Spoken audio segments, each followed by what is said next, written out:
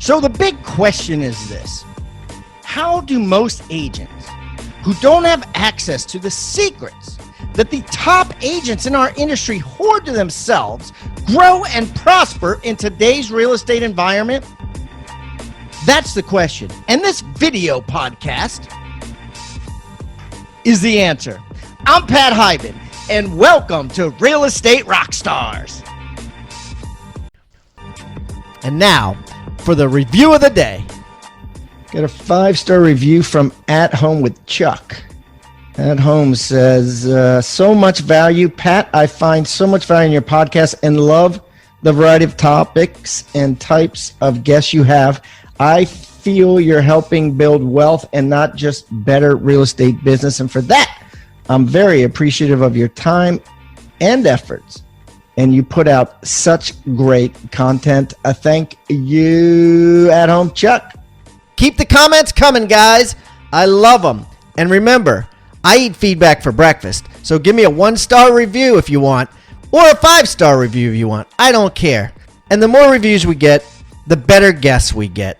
So please, subscribe first, and then leave us a review or wherever you're listening.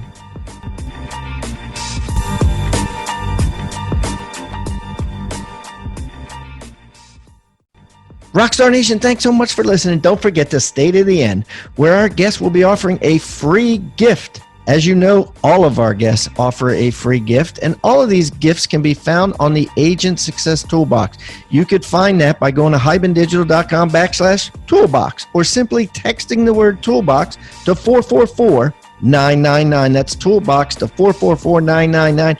I am going to put today's free gift in today's show notes. But if you want all of them, including gifts from most of our guests that have come on the show, just go to the Agent Success Toolbox.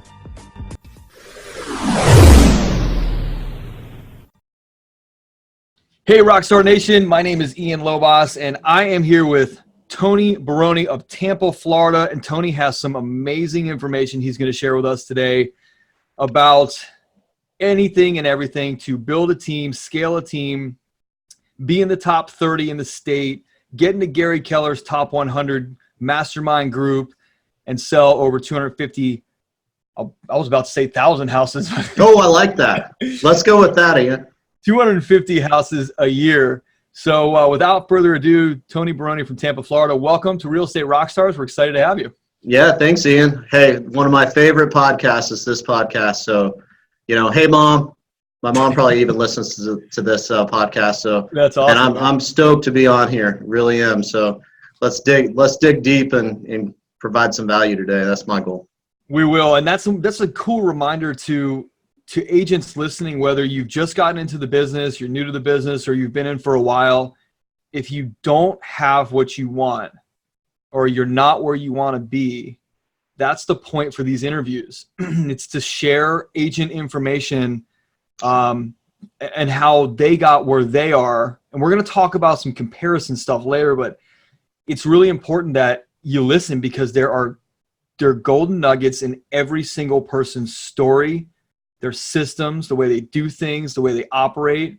And so whether you're new and looking for just any clue, or you're looking to scale your business up to the next level, or you just don't have what you want, or the business just isn't what you want it to be, you're going to grab some really cool stuff today from Tony. That's right. Yeah. And I think the scary ones, Ian, are the people that feel like they've arrived already, so it's true. I'm digging in, trying to learn every day. And that's why I'm a big fan of this podcast. I think you guys do it maybe the best out there. So kudos to you guys. Appreciate that. Well, I'm just a co-host, but I feel a huge obligation to the audience to deliver serious amounts of value, and to Pat and the rest of the people that have built this thing. Feel very honored. So let's jump into it, man. So obviously you're from Tampa, Florida. You handle Tampa and Orlando. We mentioned you're in the top 30 in the state, Gary Keller's top 100 mastermind, which is pretty big time. Selling about 250 houses a year with your team. You started around 2000. You started in 2005. Yeah, 2005. At the worst month you could possibly choose, Ian. And that's me. Good timing. Nice. Good timing. Yeah, so obviously we know what happened. The market crashed, and in Florida, it crashed really, really hard. So did it crash in 2005? Well, it actually was 2005 statistically, although people think it's '07. But when you go back to the stats, it was really late '05. It's when the market turned here, believe it or not. Got it. So tell us your story, like how'd you get into real estate? And then like fast forward us a little bit through that 2005, 6, 7, 8, 9, 10, 11, like drama, roller coaster, and how you're still in one piece. I'm looking at you, look like you fared okay. You look all right, like nice sport coat on. Couple scars, scars. Yeah. Well, I was sitting in a seminar, I think it was like 2008, the national NAR's economist basically spoke to our association, and then they said, the market, I have great news. The market, I think, is going to get better around 2013. And I'm like, you've got to be kidding me. This was like 08, like 08, 09. And I was like, I don't know if I can do this, So essentially I grew up in Illinois, moved to Florida in 2001, knowing 2 people. And I wanted to escape the winters for the sunshine. So I moved to the Sunshine State, chose Tampa, and I did that. I was a logistics consultant for 4 years. And if you think real estate's hard, try that. It's really, really tough. And essentially I bought my first home and I said, hey, I think I can do this. I think it'd be easy. If you believe it or not, I thought it would be easy. And I went and signed up for mortgage school, and I said, hey, I need to learn the financial side first. So I was doing loans part-time. I was bartending a few nights a week, and I was working this career as logistics consultant. So decided to go into real estate '05, had my mortgage license, and we kind of did both loans, and we were the realtor for first-time home buyers. Really, A paper is kind of what our niche was. And then did that for about a year and a half. The market just kept getting worse and worse and worse. Had some partners, they left the business, and pretty much overnight, I had to decide what I was going to do. Lost a lot of money, and essentially said, hey, I'm going to stick with it. And my wife told me to get a real job. I said, absolutely not. Nope. This is my passion. This is what I'm doing. I laid my flag in and said, I'm taking a stand. And I joined a Keller Williams team at that time, and that was really the first time I had heard about Keller Williams or anything, and just plugged right in. Started learning quick. What year was that?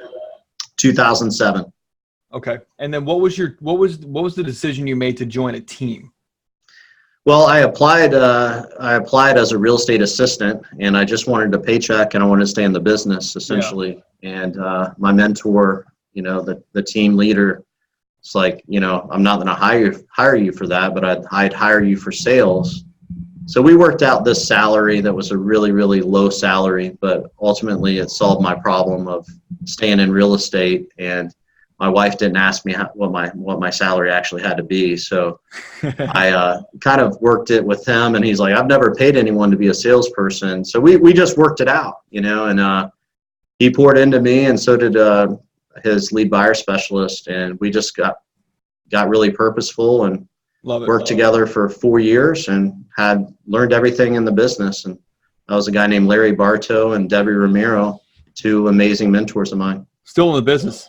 Still in the business. Actually, Debbie retired, and Larry, we just took Bold together actually, and just graduated last week, and it was pretty cool. We were having that conversation in front of our whole classroom of how important mentorship is. And he was talking about profit share, saying, just hire one awesome person that wants to build a team, and you could be all set, So it was awesome, but I got to honor him and all he's taught me during that class. So it was really neat. So moral of that is ask questions, ask for help from people.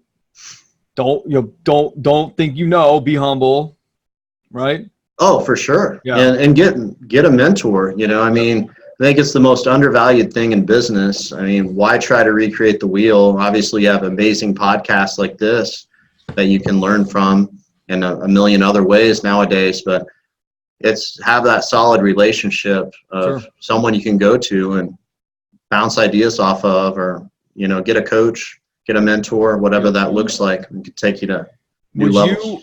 a lot of new agents that get into the business like today, they'll say to me, what's your number one piece of advice? And I'll say, look, I've reinvented myself a lot of different times in this business because if I'm not happy, I'd like to change some things, and Sure.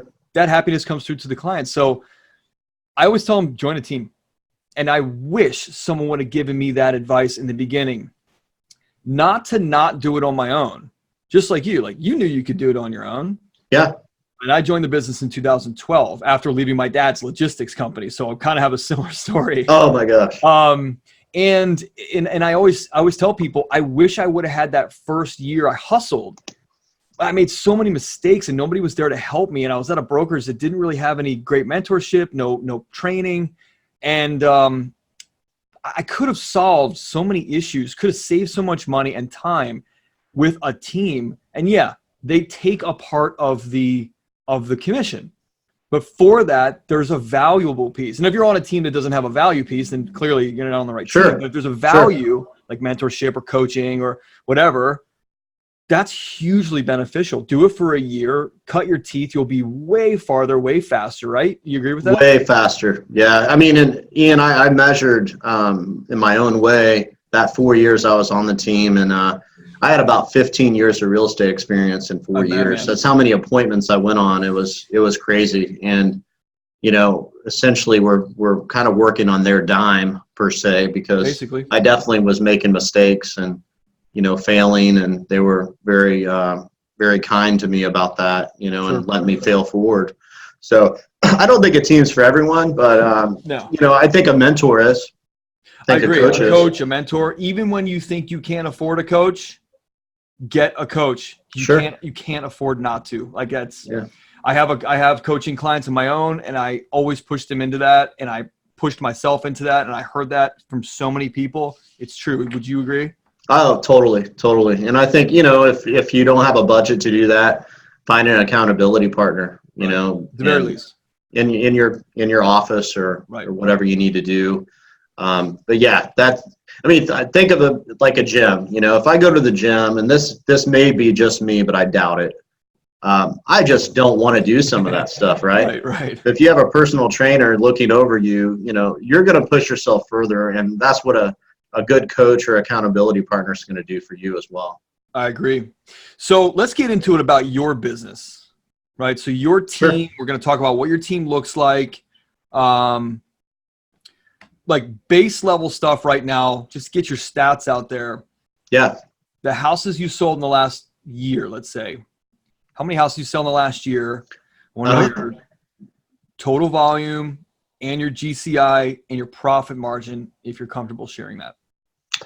Yeah. So last year we did 236 units for 60 million in volume. Lovely. For just under 1.6 GCI, and profit margin was roughly 30%. Okay, great. That's awesome. Yeah. So that's really, we made a jump. I think I did about 9% production myself out of that. So, that really, obviously takes away from some profitability as you decide to leverage out. Yeah, that's okay though. I mean, that's 30% profit margin, and you're the owner, right?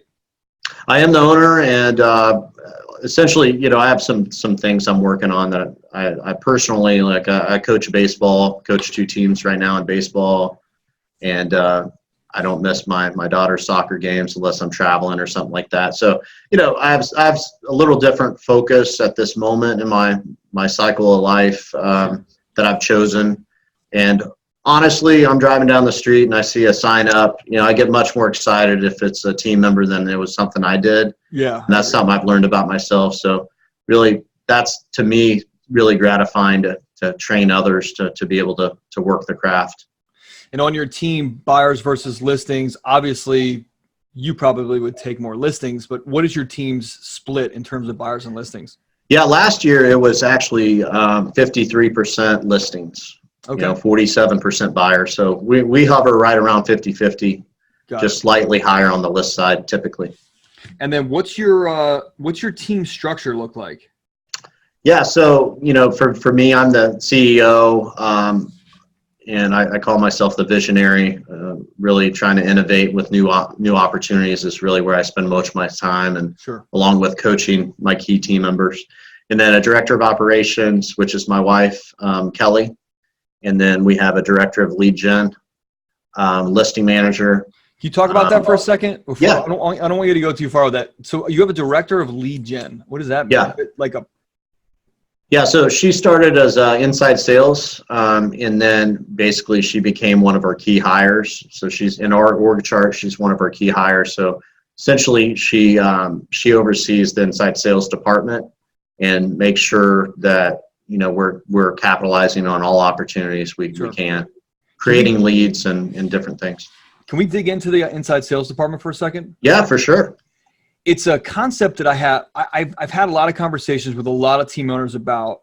I've had this conversation with my wife, who's also my business partner, about, do we get an ISA? Do we not? Sure. Here's my theory. And the only reason I'm telling you this, because I just want to preface this. I think that having agents dial, like, let's say you have a Boomtown or Commissions Inc., right? Tons of leads coming in. If the agent's disc profile, this is just my opinion, is not deadly matched to sustainability in cold lead intake, right? Or picking up the phone as their own ISA. I think it burns people out very quickly. And I think, you know what I mean? Would you agree with that? Oh, for sure. So like I'm all about the ISA, and I'm really interested to understand, and I know the audience is too, what's your ISA structure? Like how do you structure the hours, because leads come in at all hours? How do you structure like your commissions or your pay or your base to the ISA? Like how does that work?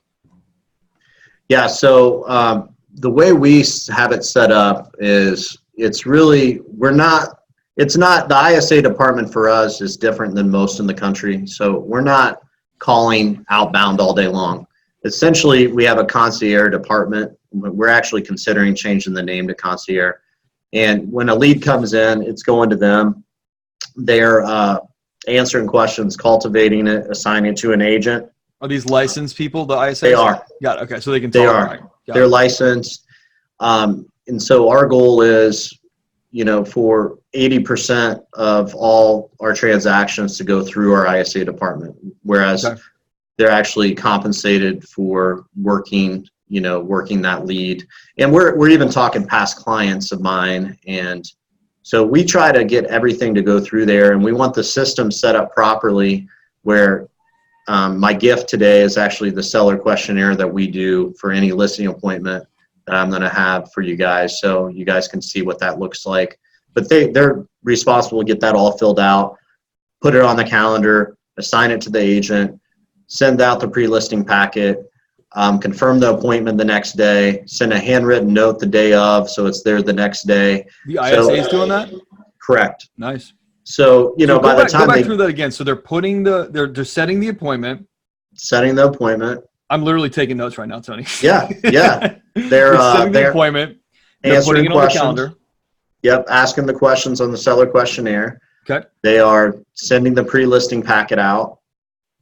They are doing a handwritten note to the client for the next day, and they're confirming the appointment the next day. And I say next day because that typically is what we do. We can do the day of, but doing that day is the sweet spot for us because we're going to get 3 or 4 touches in before we've even met them in person.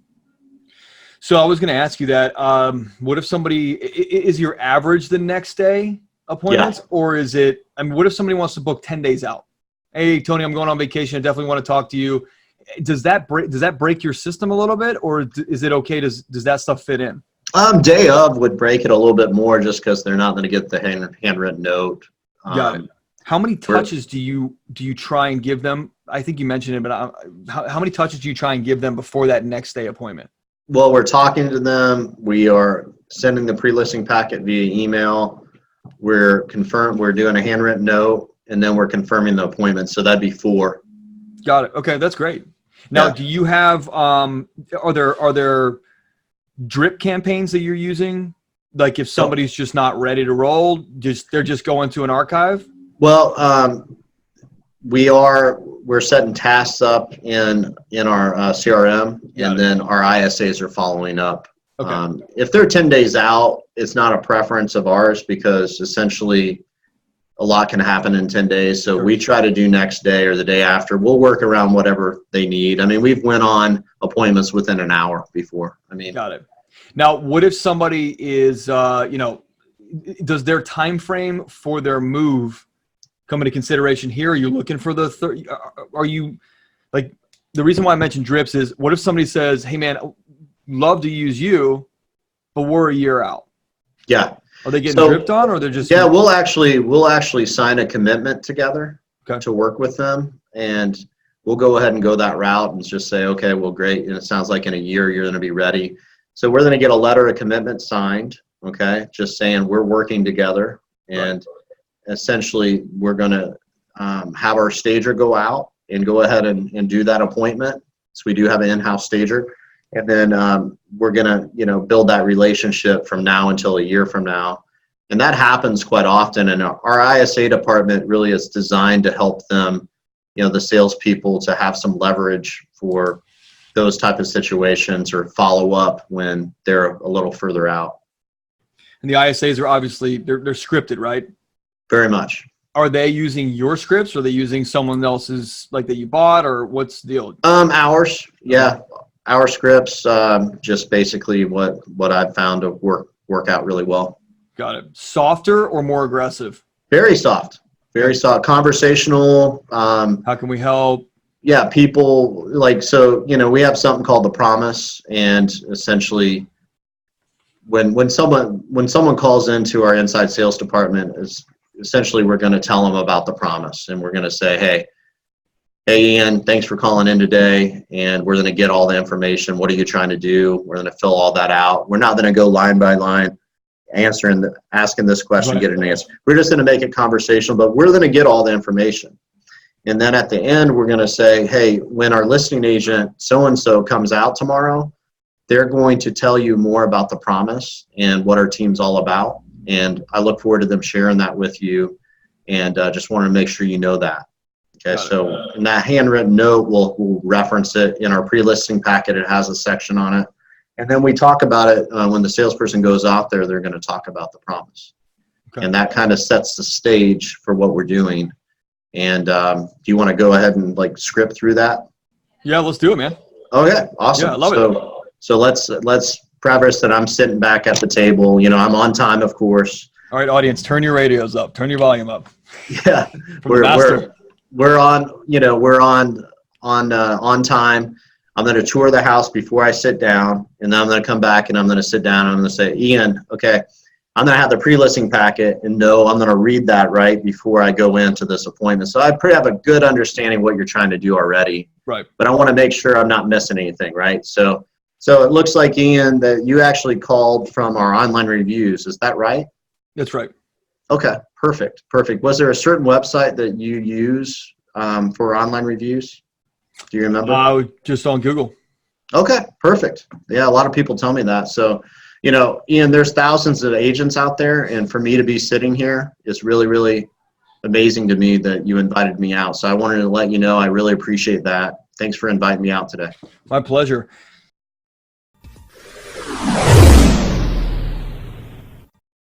TribeOfMillionaires.com. Guys, write that down. Rockstar Nation got a free special offer for you. Now, I've just written a book, and it's just been published. Co-authored it with David Osborne, who's been on this show multiple times. If you don't know David, he is one of the top execs at Keller Williams Real Estate, was personally mentored for the last 2 decades by Gary Keller himself, and he's in all kinds of businesses. His bio and explanation and everything is in this book.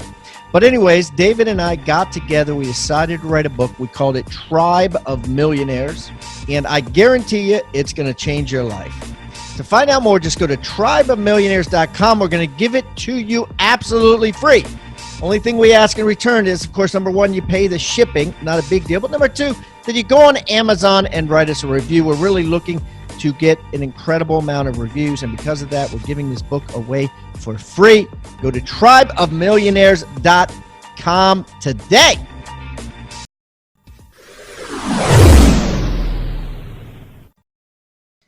Awesome. So let me ask you this. What's going to make this a big win for you? Well, obviously we want to sell our house quick. Our neighbor's house out on the market forever. Sure. And we want to make sure we maximize our net dollars. Okay. And, we know so many agents that just kind of coast through. Sure. I want to make sure that I think we're getting the most for our money. Okay. Yeah. Okay. Great. And I hear that a lot, and I can appreciate all of that. So perfect. So can I explain to you what the promise is and what our team's all about? Absolutely. Okay. Perfect. So our promise to you, Ian, is very simple. It's to give you the best real estate experience you could ever imagine receiving. Okay. If we're able to do that, how would that make you feel? I think it would make me feel fantastic. Awesome. Awesome. So that's our goal, not just my goal, our entire team's goal is to deliver that promise to you. And if we're able to do that, we ask for two things in return. Can I ask permission to go over those with you? Absolutely. Okay. So the first thing we ask for, Ian, is we want to know that we did a great job for you and get feedback from you. The way we do that is at the end of this, we want you to do reviews on 7 key websites to find out how we did for you on delivering the promise. So would that be something you'd be willing to do? Yeah. As long as you guys deliver, absolutely. Okay. Yeah, absolutely. And I wouldn't ask you, obviously, we would just want feedback on how we did. And so we'll do that at the end of this. So thanks for agreeing to do that. Sure. The second thing, Ian, is we want to sometime between today and closing, we actually want to compel you to give us a referral because you are so excited about us delivering the promise to you. Okay. So that's the second thing we'd ask for. Would you be willing to do that? I would. Yeah. Okay. Great. So overall, can I tell you what the promise is not? Yeah, I guess that would be helpful. Okay. So the promise is not that there will be no problems, because there's this thing called human beings involved in real estate, and there's things that will go wrong.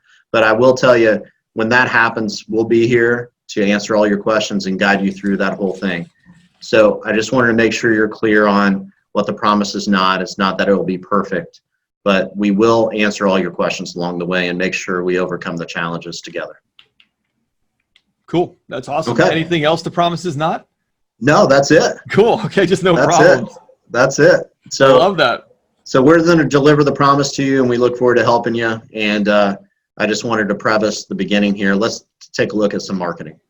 Cool. Love it. So we're going to go from that to marketing, and then we're going to talk about it at the end again. And then each department's going to talk about the promise in their way. That's my way, by the way. It's not exactly how everyone does it on the team. But we're just setting the stage, right? That we're going to deliver the best real estate experience. In return, we want to earn a review 75% of the time on one key website. And then we want one referral from the client with name, number, and permission to call sometime between now and the end of closing. And we're going to measure it 50% of the time on that. I love that. So for everybody listening, if you're new, I just want to tell you right now, hit your reverse button 30 seconds, like 5 times to go back, because that was real serious gold. I used to like really aggressive scripts. Yeah. In the business I was in before, international logistics, you had to be aggressive. You're sitting in a warehouse with people walking around. You're following a guy on a forklift. You got to go quick, sell. Sure. What you just did was so, I'm going to use the word compassionate. Yeah. It was very compassionate, and it just made me feel comfortable. And I'm a high D, right? So I want to let's go now. Tell me what you're going to do. Right. But you made me, or maybe it's because I'm hosting this podcast, but you made me want to sit and listen, and you made me trust that these simple things you're going to deliver. I believe that. I believe this. So for everybody listening, I thought that was very valuable. Thanks, Tony. Really, well, thanks. Yeah, I appreciate that. And just, I always want to give credit where credit's due. You know, Sure. A guy named Mike Hicks in Idaho Falls. Oh yeah, that's Idaho. Okay. I got this from him, and essentially he did the referral side, and I was doing when I heard him on stage, I'm like, well, we do that, but we do it for reviews. So then I'm like, well, what would it look like if we do both? And that was January 2018 when we started that. So, and now we're seeing some really good results from that. So do you want a cold call or do you want to get a referral from your client? 100%. So it begins with this amazing experience, right? It's like setting it up that you deliver that. And if you don't deliver that, you're never going to get either of those. But if you do deliver that, you'll get both. And I've got a guy on my team named Chris. He's been with us about 9 months, and he's never not gotten a review. I mean, never. Like, so 100% of all clients he's worked with, he's got a review. And so I'm just challenging what's possible out there. Like when people say, well, yeah, people aren't going to give me a review. People aren't going to necessarily give me a referral. I beg to differ. It's not going to be everyone because that's not realistic, but it has been for Chris so far on reviews. What if it was realistic? I mean, for Chris, he invented that possibility. So why isn't it realistic? It's right. That's awesome. For sure. That was super valuable. I really appreciate that. And I know the audience does. Let's jump into, I think we're going to be talking for 3 hours today. Let's jump into your sources of business. So obviously referrals are probably huge for you guys. What's driving the business into that ISA department? Is it internet lead generation, or are you paying for Zillow, or are you Google AdWords? What's going on? Yeah. So our number one is actually is online reviews. We call it internet. And what does that mean? I've never heard of somebody say my online sources, my biggest source is online reviews. So, well, I should have prefaced this. I mean, we have 1,150 5-star reviews on the internet. So maybe I should have. That really your intro. Yeah, we forgot that part. But essentially, we really focus on that, and then some we celebrate, because it's part of our culture. And so that gets our phone to ring, just that alone. I think, people know that, how important that is now, but I don't think people did way back when. So I've been doing this since 2009, really big on reviews. I'm big on reviews myself. Before I go buy a product or service, I want to read some reviews. So it's just part of what I do. And so that's how we've done it. And then essentially we get a lot of listings and we market them well. And then we get leads from our listings. So the whole listings leads leverage from the Keller Williams model is really what we've been focused on the list side. So there's no internet lead generation, like paid generation that you're doing. No, we do some. Okay. Don't get me wrong, we do some, but what are those, the money is mostly free. Where we make the most money, it's the free stuff.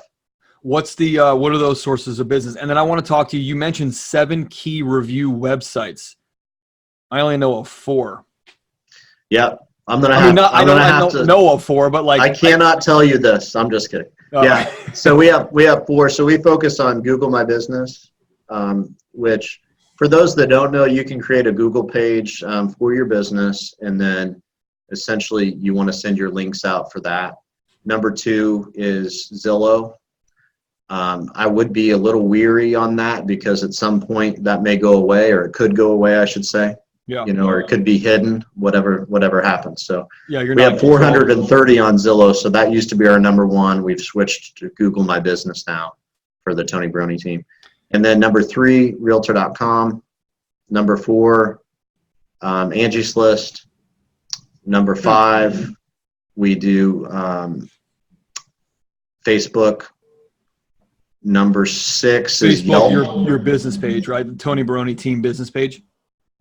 Correct. Okay, got it. Yep. And then number 6 is Yelp.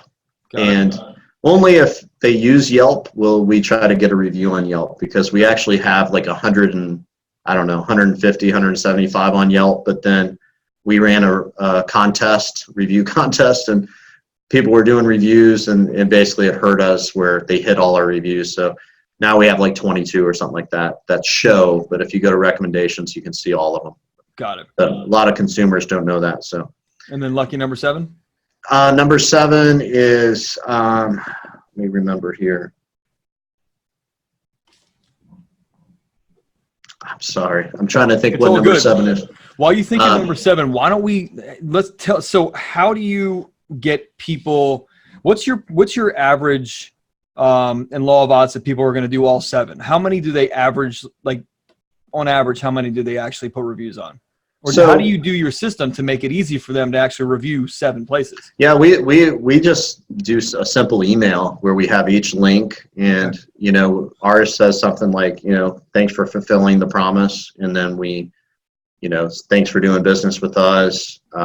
We appreciate it. As we've told you, the best gift we can receive is a review from you, and we really appreciate you taking the time to do this. Here's the 7 links of the websites to do a reviews on for our team, and basically that's it. I mean, in a nutshell, we have. Do you incentivize them at all? We don't. We do review contests occasionally. Tell me about that. Yeah, so we'll run a contest where if you do all 7 websites, you have 10 chances to win or 12 chances to win, and then we'll do a raffle for a giveaway. We'll do a live Facebook of pulling, giving away a Yeti cooler, for example. We've done like iPad Pros. We've done a lot of different stuff where it gets people involved, and it gets them to do all 7 a lot of the time because they want those extra entries. Yeah, so totally we do a lot of contests, make it fun. Think of that 7th one? I'm sorry. No, it's all good. Hopefully Google before the end of the business. show, I'll figure it out. Google My Business, Zillow, Realtor.com, Angie's List, Facebook, Yelp, and I think it's Trulia. Trulia.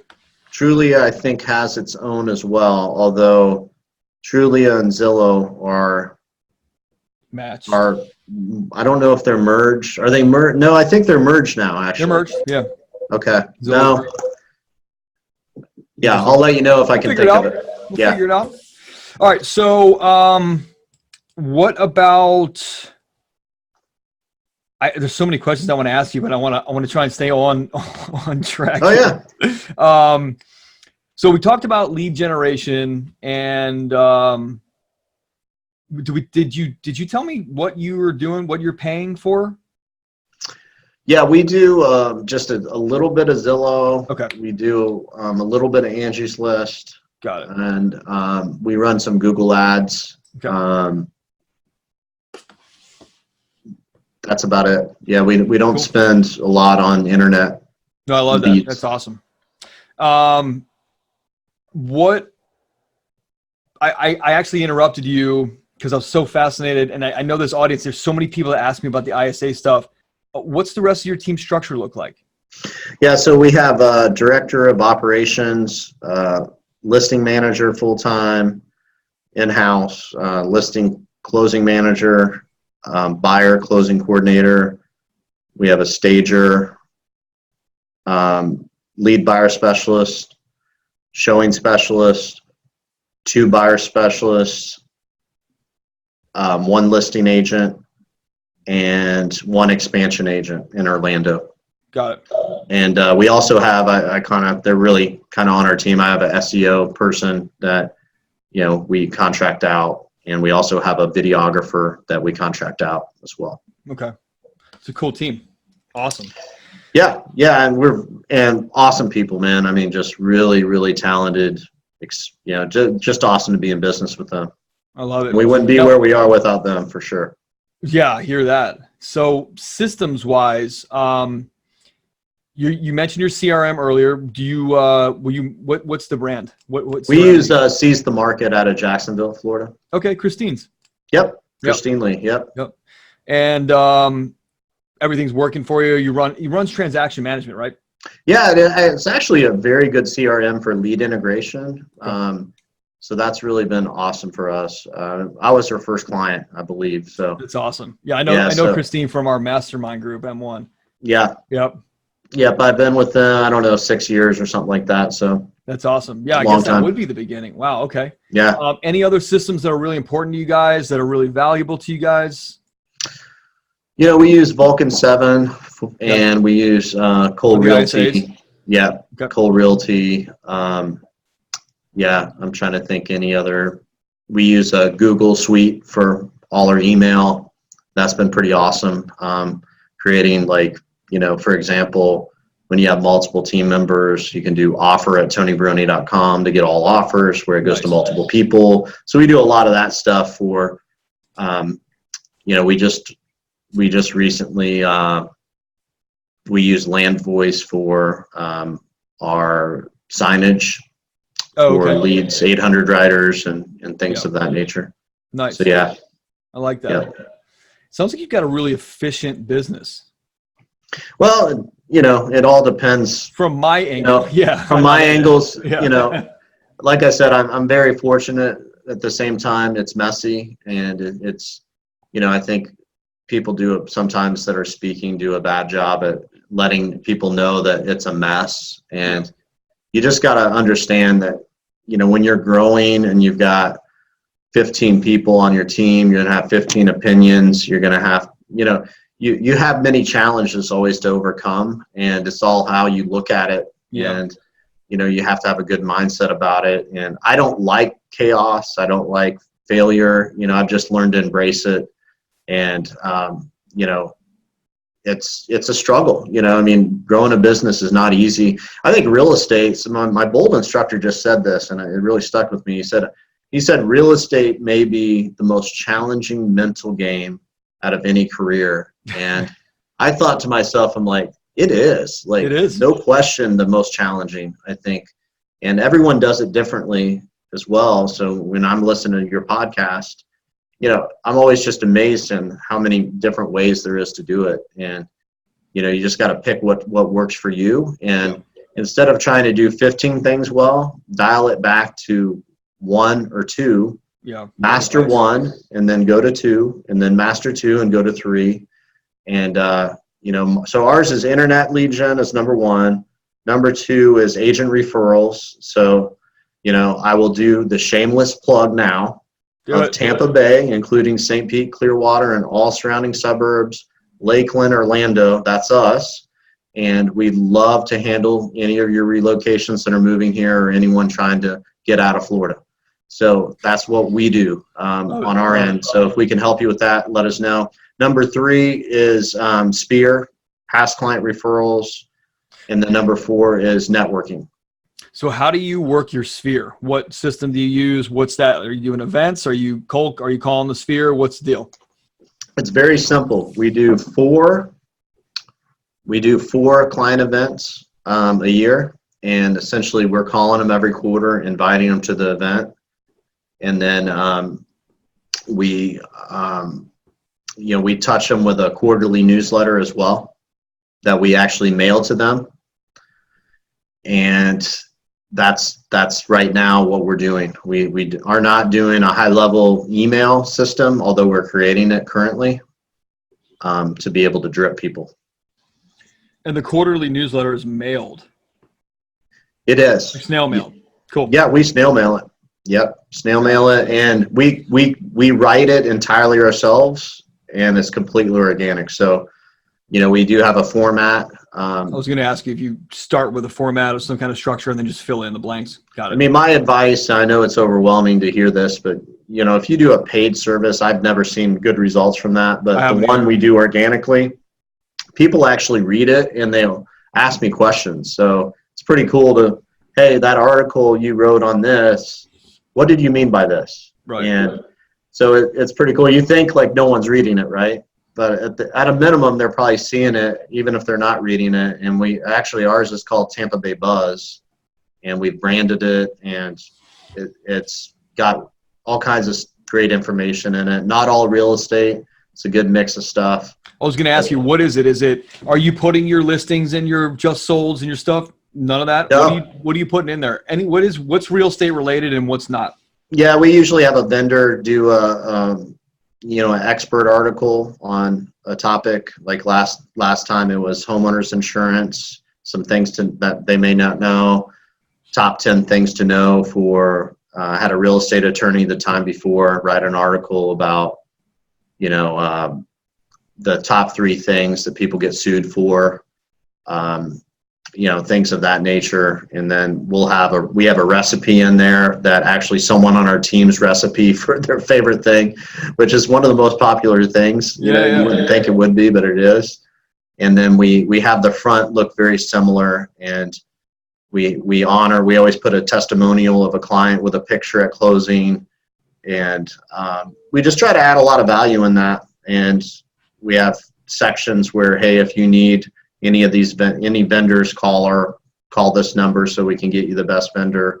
So we're always trying to be a resource for our clients. And hey, before you go to Google, just call the Tony Baroni team and we'll get you the best of the best in the business through our networking and our network. Got it. I love that. That's so valuable. I don't even know where I was. Oh, you know what? You and I were talking about comparing yourselves to others and how dangerous that was before we started the interview. Sure. And I want to kind of go back. You mentioned something like that, like, don't do 15 things. Do one thing, master it, then do another next thing and master it. I've fallen into this trap, and I don't know if you have too. Trying to do too many things at once. Sure. And knowing that you're capable and knowing that you're able to do this or accomplish at this level, and you just can't figure it out, but the guy in the office next to you has. How do you deal with that? Like, how did you deal with that when you were sort of coming up or maybe starting your team, and other teams that were starting around you were having success and maybe you weren't? Or do you still deal with that now? Do you still have to, fight those demons of like, man, I want to be at 500 units. How the hell do I do that? Why does that team do it 500 units? How do they have, Yeah. I mean, what's the adage? Don't compare your insides to other people's outsides, and I'm not really built where I'm worried about that too much. It's essentially, a human though, thing that comes into play sometimes, and it's dangerous. There is, and you see people on stage, you're like, wow, right? Like if I could only figure out that, right? And then, I think it's built on. I think the issue we have in today's world is there's so much information, right? So one thing that I've learned recently that I've been adopting is, Gary Keller has taught me, don't have a million prophets, meaning, like the prophet for health. Who is your prophet? Like Tony Robbins is one of mine, for example.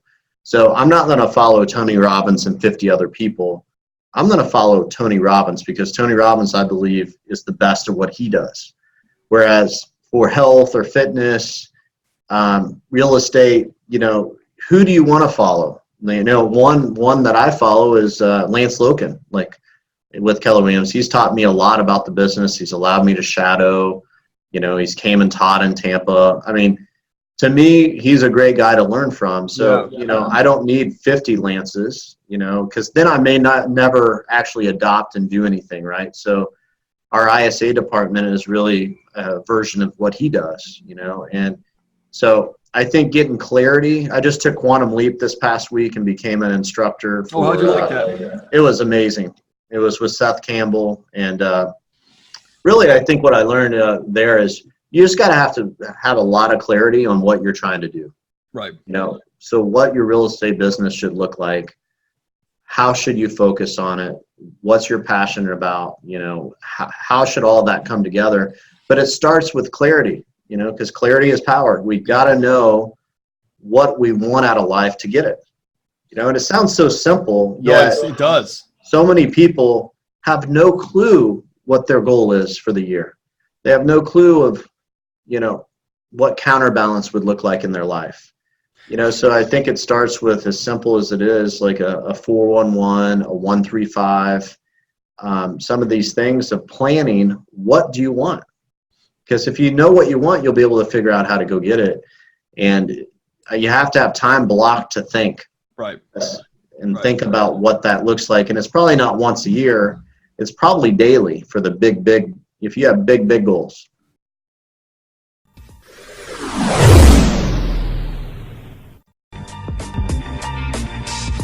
Do the math. It's worth every single dollar. That's a title of a comment that I got on my certified listing agent course from Rebus University. It's from Bill Reeg. This is what Bill says. Bill says, looking to take your listing presentation to the next level? I've closed 100 appointments since I took Pat's certified listing agent course.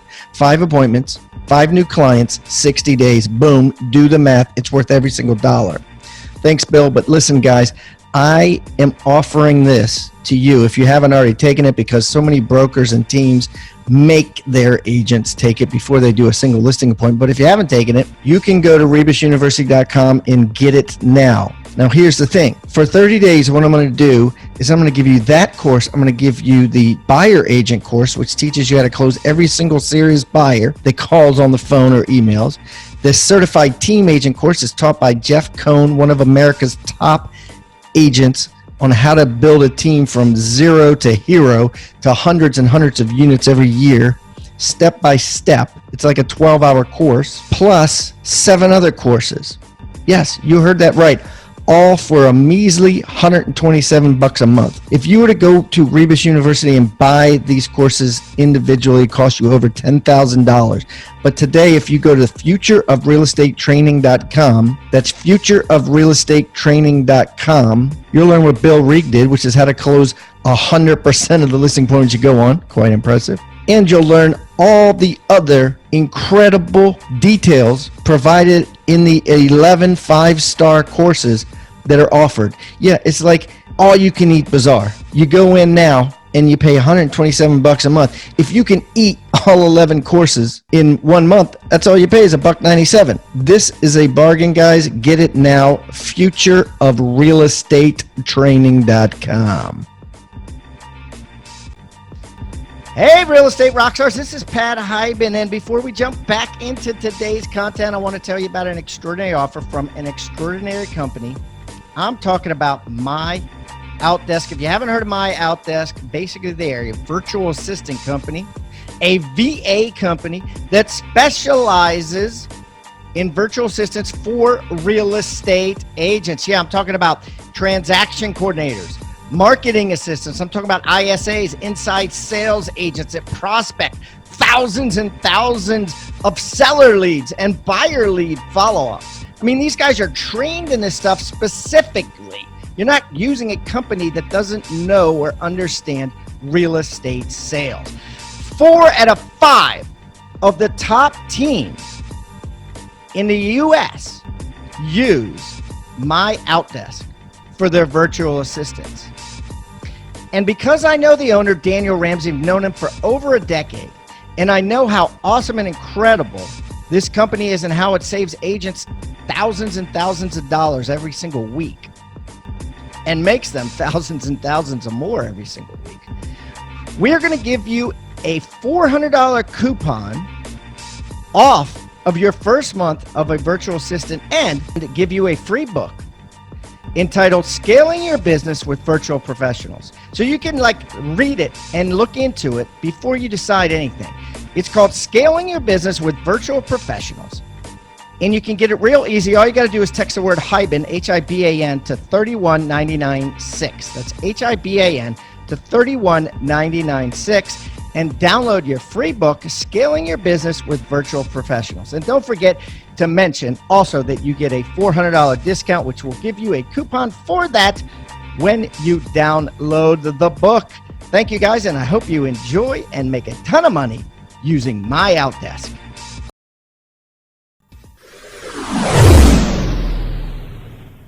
It is, and that's where the danger comes of comparing yourself to others. If you don't know what you want, and this leads me into the next question. If you don't know what you want and you see that other people have something that you think you want, you go after that.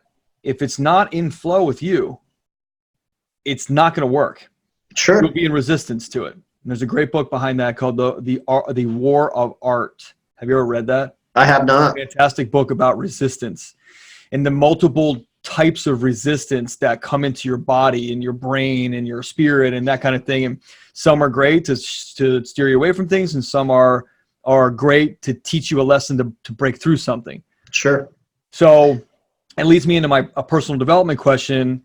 You know, if you don't know what you want, maybe you don't know who you are, you know, what kind of stuff do you do for personal development? You mentioned Tony Robbins.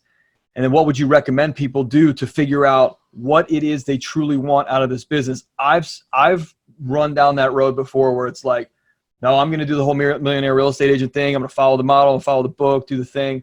I I don't want to do all those different activities. And I was in resistance, right? But through personal development and understanding who I was, who I wanted to be or become, because it's be, do, have, not the other way around, not do, be, have. It's be first. You have to kind of figure out who you are and then what you want from this business. Then you'll get what you need or get what you want. What are you doing for personal development? For personal development, I'm basically like trying to every day. Sorry, so someone walked in, so it threw me off for a second.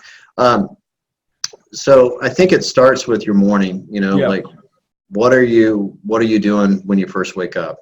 So for me, I try to get some alone time because it's probably going to be my only alone time I have all day. I've got 2 kids, wife. I coach 2 baseball teams. I have a real estate team.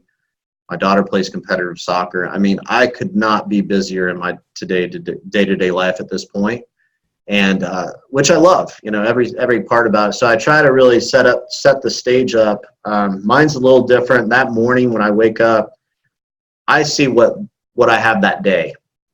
I know that's backwards for some people, but I've learned, like, if I'm looking before I leave work the day before, I'm probably going to be stressed out. And so I've just learned I get up super early and I look, what I need to attack today. I get into some reading. I'm a big audible guy. So I'm always listening to podcasts and books at all times. Like when I'm getting ready in the morning, shower, I do the Peloton 3 or 4 times a week. I'm at like 30 some rides, so I'm definitely not a pro yet, but it's a lot of fun. And, so I think setting that stage in the morning is really, really important, and protecting, your time on what that looks like. And then we were talking earlier about this is I think I get nervous on people that believe they've already arrived, right? Like, so for me. What do you mean by that? Like, they feel like they already know everything, right? Or they are success, by definition. And to me, I mean, my big why is really just to be the best human I can be, whether it be a realtor, a dad, husband. And it's interesting because I'll never arrive with a goal like that. But yet that's what gets me up every day. And it's just how I'm built. So, with people I work with and I bring into our world, really, that's what I want out of anyone I'm working with. I just want your best. I just need you to show up every day and make sure that you're given everything you can to that role. And, people are all going to have valleys and seasons, but yet I think being learning based to me gets me out of a lot of that, where I'm constantly learning and trying to better myself and my family and my team and pour into them. And I think that's where some people miss. They hire people because they think, well, I want them to do that job. Yeah. Well, I look at it as, they've chose to be in business with me, and it's my job to get them where they need to go. And ultimately, if I'm allowing them not to hit their goals, I'm really cheating themselves and their family. And I'm okay with taking a stand for the people that I bring into my world. And that is, hey, we have high standards, and we expect you to be able to do the role in a full capacity. So I know I got off on a tangent there, but essentially, I was letting you go. You're like, whoa. No, it's all good. What? Yeah. Tell me. We got a couple minutes left. I've got a couple more questions for you. I really have enjoyed this interview so far, and I know the audience is going to, so I want to pack it. How do you deal with fear when it comes up? Don't say you don't, because I've only had one person say they don't deal with fear. Oh, no, I'm not going to say no. They're lying. Yeah, self-doubt, I think, is a good word for it. Well, at your level, at your scale, there's a lot at stake, right? So not just in money or in reputation or your mentorship to these other people or your responsibility to your employees, but there's a lot at stake for what you're doing to impact the world that is around you. And yeah, I mean, if you don't stop, you can't fail. I mean, it's really that simple. Right. So, it's measuring these goals and then not making them, you don't go from 0 units to 250 units. Right. And I mean, if you're some people have done it in 2 or 3 years. I don't know how, but they have. Right. But yet it's these smaller goals that make up the big goal. So it's hitting those along the way, and there's going to be a lot of adjustments along the way. And I don't see any of them as failures as much as I see them as lessons that I had to learn to get to the next step. Right. So what do you do when you feel the feeling of fear, when you feel scared, or when, the next piece, the next scale, the next level is like, wow, I don't know, man. What do you do when you feel that? I think it's like, the fear of, oh, wow, I don't want to deal with this task. So just try to do it first and get it out of the way. Sure. So then you're not in fear for very long. True. So it's just getting it off your plate as soon as possible. So do the things you don't want to do first. Yeah. And also, from a failure standpoint, just get after it. That's what our team talks about that all the time. Get after it. I love that. And quit thinking about it and just get into action. What's one of your biggest failures so far in your career that you find to be one of the biggest blessings? There's so many. So many. I would say for me, it was probably the biggest mistake I've made, or failure, was not hiring quick enough and believing, like, letting other people's vision be my vision, where, like, for example, we had a small team at one point and it's like, don't hire anyone else, Tony, and I'm like, well, why not? Because this can happen and that. So getting big is bad, from the one thing book. I think I bought into that and let the team kind of dictate what the goal should be versus me, and not hiring a coach soon enough. That's a good point. With goal planning to go around the room and say, Ian says, I want to do 80 units. And I'm like, cool, but you've only done 20. Right. And I'm like, you can't go from 20 to 80, and being okay with, well, if Ian doesn't get it, I'll just make up the difference and I'll just work harder.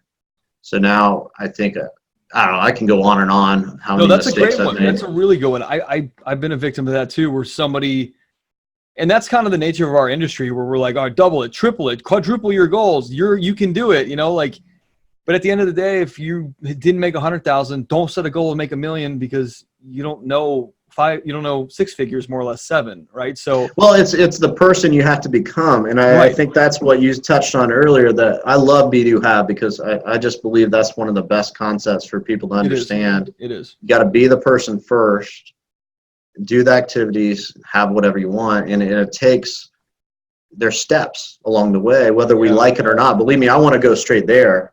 So I'm a high D personality as well. Yet I have to become the person. I have to become the leader. And ironically, I had a coaching session with a team member today, and it was Be-Do Have. That's what we talked about. Yep. He wants this, and I'm like, I want you to have it, but you need to become the person. That can happen. If I just give it to you, what am I doing? I mean, you've got to become that person. And I think he's close. Yeah. But there's some things he still needs to do. And one thing I figured out in the Be-Do Have that goes along with that is another triple analogy, which is mindset, skill set, and will set. And my coach pushes me on that all the time. And when we're reviewing my goals or reviewing my 1-3-5, and he'll say, cool, I know you got the mindset for this one. I'm going to help you with the skills. By next week, you're going to have the skills for this. Are you willing to do the activity? And I'll go, no. And I'll go, great, scrap it. That's it. Literally, are you willing to do the activity? Yes, great. Do you have the skills needed? No. What do you need to acquire the skills? This and this. Cool. Go hire a coach, go do this, take bold, do whatever. And do you have the mindset? So personal development. I love that. I love that. And the will set. The will set, is key, man. You might not have it. You might be like, that sounds like a lot of work to me. I was trying to figure out, honestly, within myself, I'm like, man, I've got the skills. I've got the mindset. What the hell? My coach goes, dude, you don't have the will set. And I said, right. What does that mean? And he said, in Be-Do Have, you are the guy that can do it. You can do the work. You don't have the results because you have the skill set and the mindset, but you're not willing to do the work. And I'm like, that makes so much sense. So anytime I coach somebody on Be-Do Have, I always throw in skill set, mindset, will set. I love that. From my coach. I've never heard of that. I'll give credit to my guy, Chris Hart, man. He's a fantastic coach and a great leader. And, He's taught me tons of stuff, and that's straight from him, man. Yeah, I know Chris. Yep. Yeah, that's awesome, man. Yeah, but without those conversations, and you talk about the 5, you're culmination of the 5 people you hang out with most, and I think people don't take enough credence on bringing a coach into your world, and that sum just goes up immediately when you have someone you're talking to weekly that really change your mindset, and are able to, get you to thinking just really, really big. Yeah, 100%, man. Sorry. So one last question. Where do you think the future of real estate is going for the agent? Like what's happening to the agent? What's the future of real estate hold? Wow, what a great question. So where I'm spending the majority of my time at the moment in the seat on my team is innovation, right? So I'm not the agent saying, we'll be around forever, no matter what. And I'm not saying we're going to be eliminated either, but yet I'm going to do my part to make sure that my team is cared for and my clients forever, right? So that's kind of what I have a high sense of urgency right now on what needs to happen in order for us to not go backwards and continue going forward. A lot of people may not know this, but Open Door, for example, in our market, they're increasing not by a little, by a lot. Purchasing. So yeah. So if you think about someone gave me this example the other day. They said, I'm in my living room. I can get up, get in my car, and go to the restaurant, pick up my food, or I could do Uber Eats. And I know it's outrageously expensive, right? But yet people use Uber Eats, and they're getting market share. They're growing and growing and growing. So it eliminates the conversation on people will not pay for convenience, because they will. They will. And I think iBuyers is something that we need to really educate our clients on more than anything. And the thing is, the industry is not. As an industry, we're just kind of like hush hush. We're not talking about it. I think every realtor needs to get on and just start talking about it on videos. And I don't think we need to put Open Door down or these companies, because they do serve a purpose, or they wouldn't be there in our capitalist society, right? So there's a reason they're there, and the research shows 10% of people at this point will go that route. That's a lot. It's a lot. That's a lot of money, a lot of transactions, a lot of revenue. So we need to understand that there's a market for that, but there's also a piece called education that we need to educate our clients on what that means. What is the comparison if you go that route versus another route? They don't know that Open Door is going to give you, and I'm just making up these numbers. But some I've looked at have been 70% on the dollar.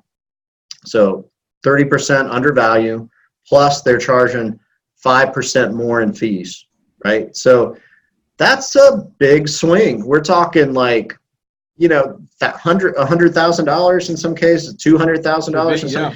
So the clients that are accepting these offers a lot of times just don't even know what to compare it to. So I think the conversation becomes, hey, clients, reach out to me, and you're calling your database if you want to learn more. You're going to pay way, way more to go that route, but maybe it makes sense for you based on convenience. Who are we to say? Well, I think that it'll eliminate well, let me ask you, what category of agent and wholesaler will that eliminate?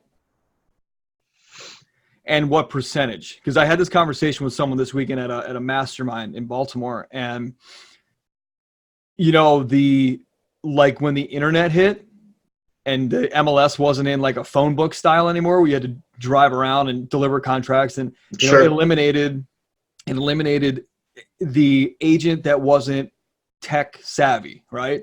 Yeah. So now, who is it going to eliminate? Is it the bottom 50%? Because in the 90s, the internet eliminated 30% of agents who couldn't. Well, I could see it being a big percentage, and it's not just based on iBuyer, it's based on a bunch of stuff. But right. I think the number of agents count will go down substantially. Big time. Well, and I want to position. What's that? Think about it. You double your production, right? to 500 units a year, 600 units a year. You just took all that market share. iBuyer's taken a bunch of it, and the agent that's not on a team and honestly just can't sustain financially to get the leads or to hire the people, they won't be in this business. This business will be big teams, virtual buyer, virtual seller, kind of like Carvana, right? Yeah. Touch a couple buttons on your phone and a car shows up in front of your house already paid for. Like, yeah, I mean, it's really fascinating to see or to think about. And that's what I mean. Like, I have a high sense of urgency for innovation for all of that, what you just said, because I don't know what's going to happen. All I know is what I can control, and what I can control is being in a relationship with my past clients. I agree. Allowing what innovation, I decide to innovate with. For example, video on educating of iBuyers. Yep. Would be an example of that. Having an in-house stager versus my competition, not many things, but what separates you from everyone else? And, I just want to position ourselves to really, if someone calls us for a listing appointment, that we deliver more than anyone else. So they choose us versus the other agent, and then prepare for, we might have to, over time, work out our business model differently where it's less, but we make it up in volume. Yeah, and you're tweaking your unique value proposition all the time, or your USP all the time, to make sure that what the modern consumer sees as value is what you're delivering. Because 5 years ago, it was much different, and that's just 5 years.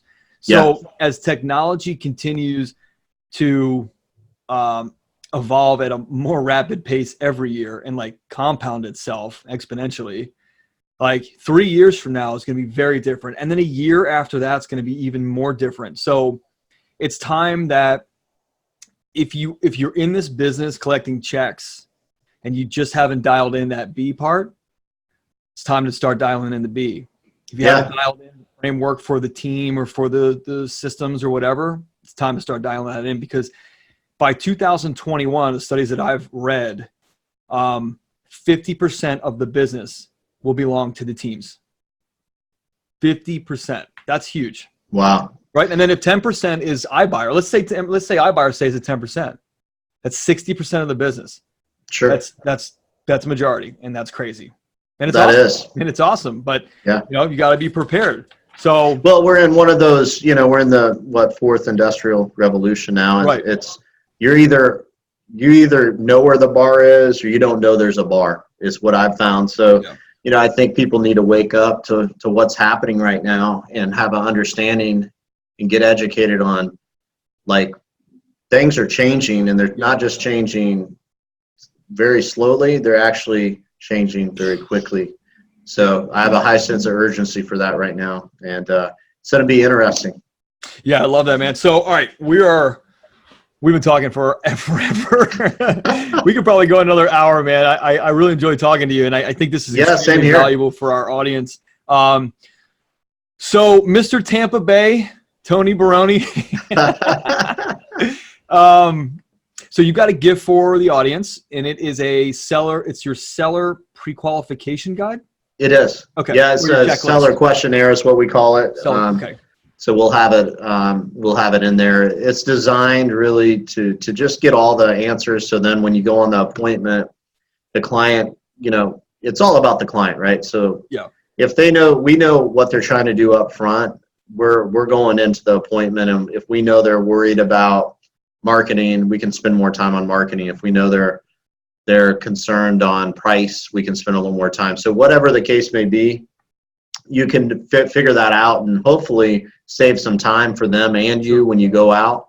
And very few people do that, believe it or not. So, I'd encourage everyone do a seller questionnaire before going on a listing appointment, because they'll appreciate it. Oh yeah, absolutely. So for everybody in the audience listening, this is Tony Baroni, Baroni, and anything you want to find out about Tony and his team down in Tampa, and to get his free gift, hit up hybendigital.com/toolbox or /Tony Baroni, Baroni.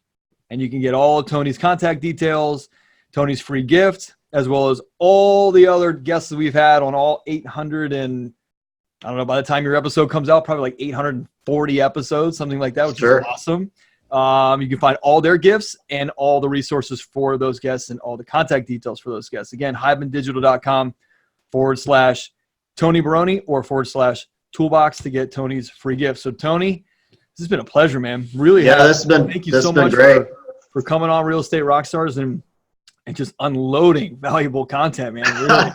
I'm sorry for my tangents.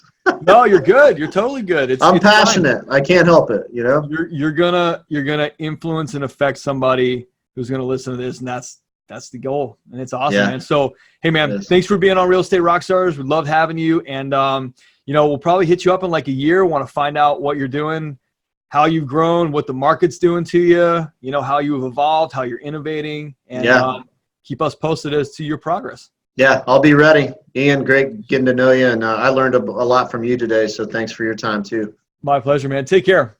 Okay. See ya.